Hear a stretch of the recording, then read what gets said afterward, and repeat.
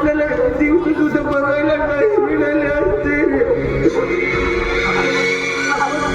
आपण अभागी असतोय.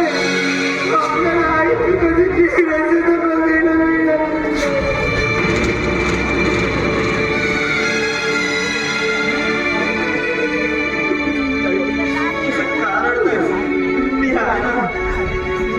काळजी करू नकोस.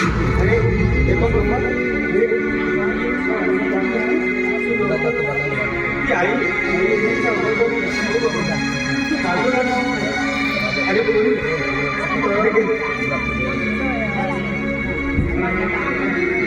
बाबा तुम्हाला कळते का तुम्ही माझं लहानाचं मोठं केलं मग मला एका दारुणाच्या घरामध्ये का दिलं. तुम्हाला माहिती बाबा मला रात्र दिवस माझा दारुणा नवरा मला आणि माझ्या भावाला मारत असतो. काही पैसे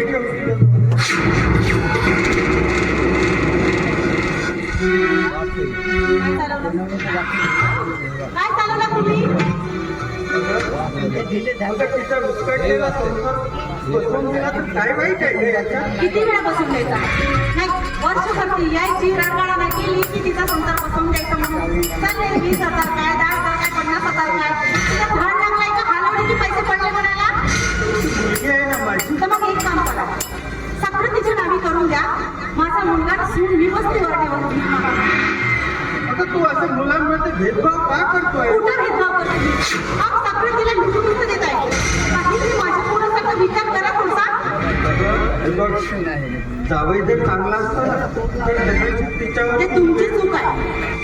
जावई बघून दिला तर ते तुमची चूक आहे. आणि कसं असते हे बघ तू 10 वेळा मुलगाना करू नकोस. आता तुला एवढं समजायला पाहिजे आपल्या मुला 2 रुपये असेल तर त्या 2 रुपयामध्ये आपण कसं संसार केला पाहिजे. आता सतत आई वडिलांची भाव घेतलेली नाही होत. आपल्याला संसार असते. 2 रुपयात ठटावं लागते ना 1000 रुपयात ठटावं लागतं. अगं तुझी सावत्र मुलं असलं म्हणून काय करा.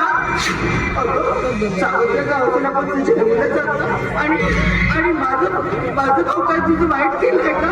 पण तू आज माझ्या भावाचा आणि माझा तिरस्कार का करताय. तिरस्कार करते म्हणजे तुम्हाला आणि मी पैसा घुस दिला म्हणजे आई प्रेम काय तिरस्कार करते. खूप चांगलं बाबा हे बघा आई किती जरी मनाने कापड असते ना तरी आई म्हणजे ती आईच असते. आणि आईची माया तिला काय समजणार मला. पण आई तुला एक गोष्ट सांगू ठेवते ग. तुला ज्या दिवशी जरी आमची 2 भावाची आठवण येईल ना तेव्हा नक्कीच तू आपल्या उघड्यामध्ये घेऊन बाळा मी तुझ्या आईने नक्की माहिती ना. पण तेव्हा तू सगळं मुलांना आणि स्वतःच्या नवऱ्याला सुद्धा विसरून जायचं आहे. आई मला काही नको पण मला जाता जाता तुझ्या पायाचा आशीर्वाद जरी मला मिळाला ना तरी मला फार बरं होईल.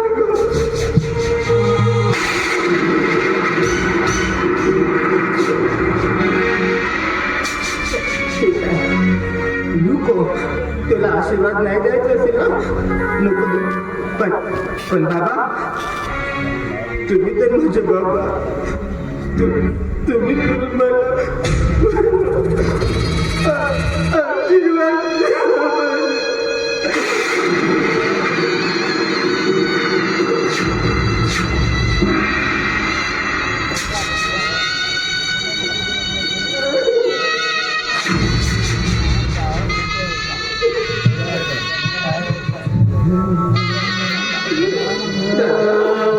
स्वतःची काळजी घे.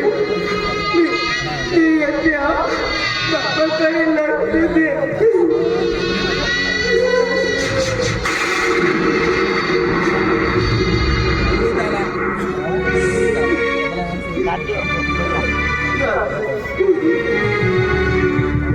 पैसे तुझ्या संसारात उपयोगात येईल. एक गोष्ट लक्षात ठेव पडी. अगं संसारात कधी हार मानायची नाही. अगं सुख येतात दुःख येतात पण त्या सुख दुःखाला मात करून तो समोर जातोय ना त्यालाच खरा सर म्हणतात ग. आणि हो